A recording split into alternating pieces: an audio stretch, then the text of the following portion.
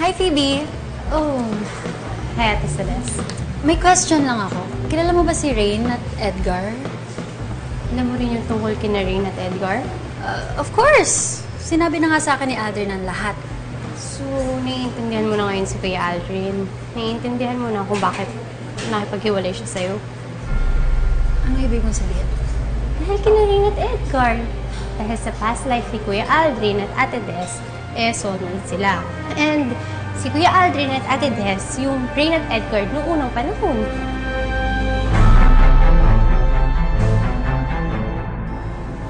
Ngayon, naiintindihan ko na kung bakit hindi mo nasagot yung mga tawag ko sa'yo. May naging problema pala kayo ni Aling Madel eh.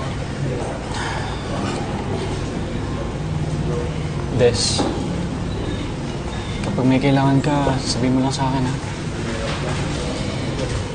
Okay lang naman ako.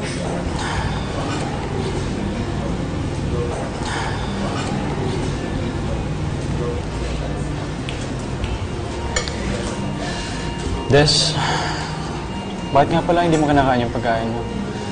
Okay ka lang ba?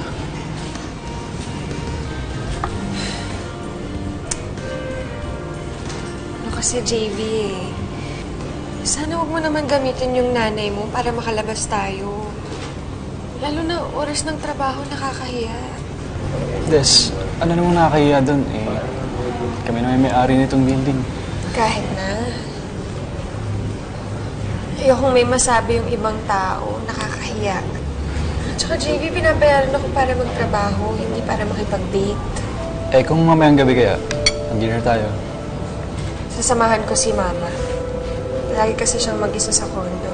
Nag-aalala na ako sa kanya. Sige na, Des. Kumain ka na para makabalik ka na kagad sa trabaho.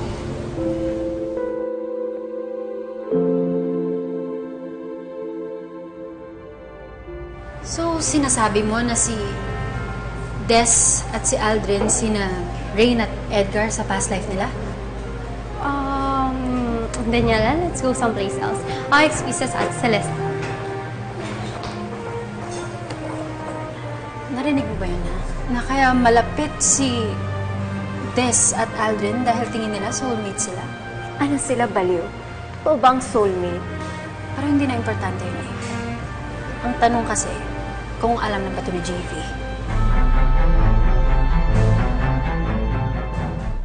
Kahit napakaramdam ko, girlfriend ko na si Des. Parang malayo pa rin siya sa akin. Baka naman puno lang ng problema yung tao. Ikaw na rin nagsabi. Umalis siya sa kanila. Diba? Hindi, Dad eh. Feeling ko may iba talagang dahilan eh. Kung bakit malayo pa rin siya sa akin. Ako, alam ko. Celeste, wala si Aldrin eh. Hindi, alam ko naman po yung dito. Actually, pumunta po ako dito para kausapin si JV. Bakit? As I've said, alam ko nga kung bakit cold sa'yo si Des. Yun ay dahil may gusto siya kay Aldrin. Celeste, ito na naman ba tayo? Sinabi ko na sa'yo, may tiwala ako kay Kuya Aldrin at kay Des. Pero alam mo ba na iniisip nila na soulmate sila? Anong soulmate sinasabi mo dyan? It's true! Iniisip ni Aldrin at Des na sila yung reincarnation ng Edgar at Rain. Sino naman yung mga yun? I don't know. Siguro some lovers sa past na namatay. At iniisip nga ni Aldrin at Des na sila yung magpapatuloy na naudlot nilang pagmamahalan. Celeste, kalokohan na naman yan.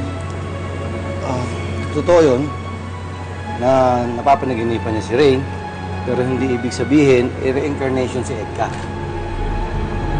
Dad, pati ikaw, alam mo yung tungkol dito? Hindi. Talaga napapanaginipan ni Aldrin, kaya siya nag-research about kay Rain. Kailangan ko puntahan si Des. Kailangan kong malaman kung naniniwala siya sa kalokohang to. Gabe, hindi ka alis. Dad, please. Kailangan kong malaman yung sagot niya. Sasamahan mo ako o pupunta ako mag-isa.